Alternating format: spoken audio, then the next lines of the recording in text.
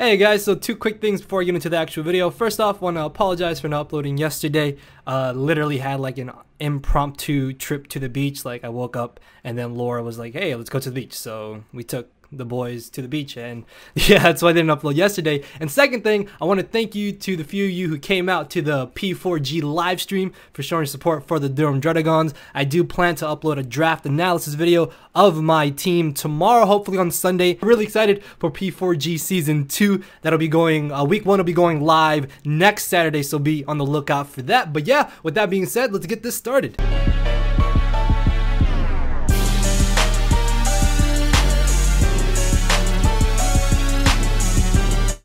Yeah, boss of YouTube, 6ftHax here. I have for you guys today a really quick back and forth intense UU battle I had against Ozelot off of my Discord. Now, if you look at team preview, I have literally nothing that switches in to the combination of Mega Sceptile and Nidoking safely. Mega Sceptile do typically tend to carry hidden power fire, so really have to watch out for that. And Nidoking just picks up a KO on like half of my team, so I really have to watch out for that. But this is a pretty cool Mega B team that I got from Harris, that he got from one of his buddies, if I'm not mistaken. So if you guys do enjoy the video, make sure to hammer arm that like button down below. Let me know what you guys think about Mega Beedrill in the UU tier if you have tried it out. Personally, I think it's pretty awesome, especially the fact that it now gets the speed boost on turn 1. So he's gonna be leading off with, of course, the Nidoking, as I'm gonna be leading off with my Scarf Hydreigon. I do have a slight chance to Oko Nidoking with a Scarf Draco Meteor, but I really don't want to risk that, so I'm gonna go ahead and go for the U-turn, expecting him to actually want to go for either Stealth Rocks or the Ice Beam. I bring in my Starmie, but he catches me completely off guard with a Mega Horn. I don't think in my life I've ever seen a Mega Horn Nidoking, and I'm thinking, oh, I'm gonna switch in Starmie, live, and then Z move. No, I literally just die. So he's able to knock me out, as now I can bring in my Mega Beedrill. I do have a very good chance to knock him out with the Drill Run after the U-turn and Life Orb damage, unless I get absolute min damage.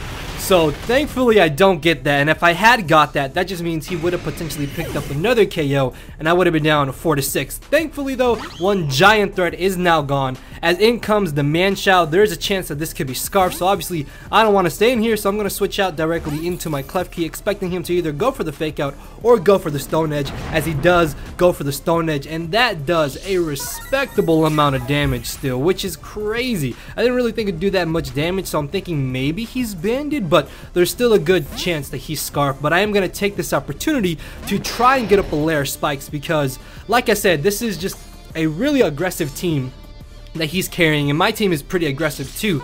But by getting up this layer of spikes, I can start getting off that little bit of chip damage on his team every time they switch in and out. As he brings in the Crocodile, the fact that he doesn't have Intimidate is screaming to me, okay, this thing is Scarf, which means he could have 2 Scarfers, or that Manchow may be banded. So expecting him to just want to go straight for the Earthquake and make a hard switch right into my Hydreigon, which is really good for me. And then knowing that his only safe switch into my Hydreigon is going to be this Ninetales, I'm actually going to go ahead and go for the Flamethrower and be aggressive, expecting him to switch out. If he wasn't choiced and he switched the moves and went for the knockoff, predicting me to predict him to switch out, that would have been a very good play for him to have made, because Scarf Hydreigon is an absolutely humongous threat to him in this game, especially now that I'm going to be able to get rid of this Ninetales. And the fact that I was able to get up that layer of spikes after the Flamethrower damage, he was in range of where even if he switched out and switched back in, he would get knocked out by the spikes. So I'm able to pick up another KO there, which is really good. Unfortunately though,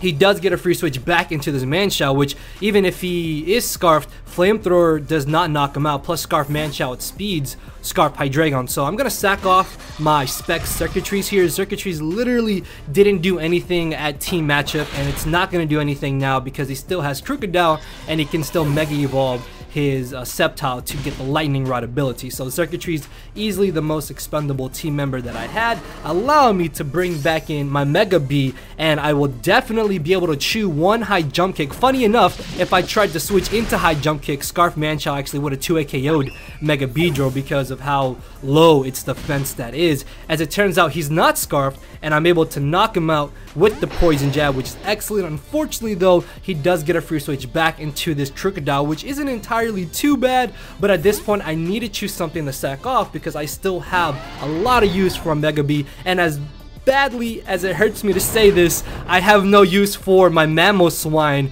but he actually ended up going for the Stone Edge, which means I can definitely take one more hit, and here I just click Icicle Crash, and I'm pretty sure I pick up a KO on either this Crocodile or whatever he wants to switch in, so long as I don't miss. If I had missed Icicle Crash here, Ice Shard doesn't knock out Excelgor. Would it have been game changing? I don't really know, but it definitely would have been a lot closer and put me in a bit of a tough scenario, as luckily I'm able to keep my Mamoswine, and the fact that his Crocodile doesn't have the Intimidate means that I'm not going to be at -1 when I try and go for this Ice Shard, so I'm going to be able to do a solid chunk of damage to the Crocodile, just barely missing out on the KO. If I was adamant, I would have been able to knock him out there, but that's fine because Joe actually did a lot more than I needed him to do, because he was able to knock out the Excelgor and put this Crocodile in range where once he switches back in, it's going to get knocked out by spikes.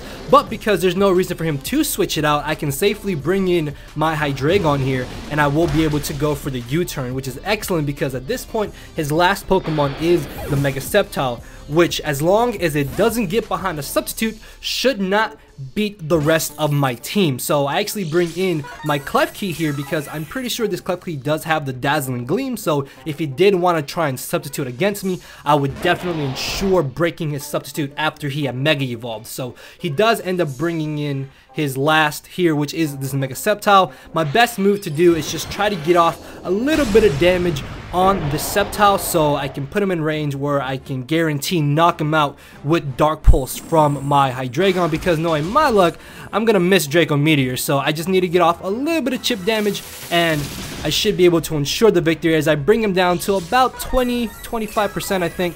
And another HP Fire may not be able to knock me out, so just to ensure he does knock me out here, I'm actually going to go ahead and give him the Lightning Rod boost. That way at +1 he is ensured to knock out Klefki. This means I can then bring in my Hydreigon and I'm going to be able to pick him off with the Dark Pulse, and that is going to be the 2-0 victory in my favor. This was definitely one of those battles where if I didn't if I didn't play correctly, I would have lost just because of how threatening his team was, especially if I hadn't been able to pressure that Alolan Ninetales and he was able to get up the Aurora Veil. That would have made things so much harder for me. But definitely good and fun game to Ocelot. Really happy that Mega Bee put in some work. Hopefully you guys did enjoy the quick battle for today. Make sure to hammer on that like button down below if you guys are excited for P4G analysis tomorrow, and if you did enjoy the video in general. 2 videos on the end screen if you have not seen them already, guys. Back to daily uploads, so hopefully no more sporadic things will be coming up. But yeah, see you all tomorrow. Later, everybody. Cause my brain and heart are both tied in a knot, and this hinders me from crying a lot. This causing me to show no emotion, but when I said I cared, I wasn't joking. But I guess it's too late for me to become broken. For now, I'm living with no more pain, tears of hoping. I'm just coasting. Yeah, I said I'm coasting. No more pain, tears, and hoping. For real.